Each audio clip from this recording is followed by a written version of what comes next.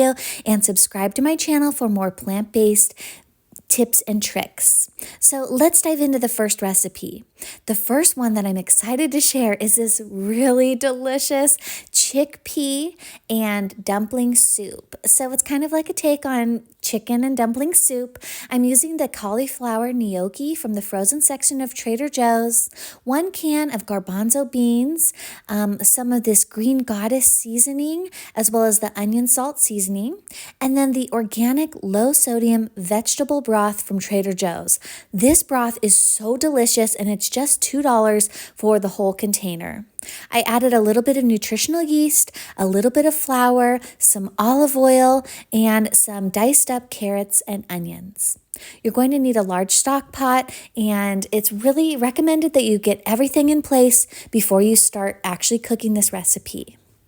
And like I said, this recipe takes just about 20 minutes. So first you're going to heat a little bit of olive oil in a skillet, and you're going to saute some onions and carrots until they're tender for just about 5 to 7 minutes.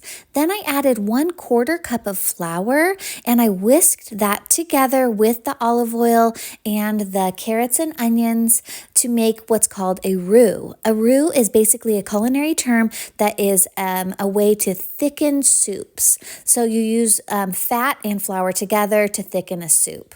Then I added the whole container of the low-sodium vegetable broth and stir it all around. Then you're going to add the drained and rinsed can of garbanzo beans, 1 to 2 teaspoons of seasonings. It just depends on how much seasoning you prefer. Then I added about a tablespoon of nutritional yeast. Nutritional yeast gives this like kind of a nice cheesy umami flavor and does add some nice B vitamins. Then I added about 2 cups more of water, and you're just going to simmer this soup down for about 15 to 20 minutes until it's nice and thick. In the last few minutes, you're going to add the cauliflower gnocchi. These only need to simmer for about 6 minutes, so make sure you add those towards the end of your cooking time. Then your soup is ready to serve. Look how delicious and hearty this is. Those cauliflower gnocchi are just so delicious.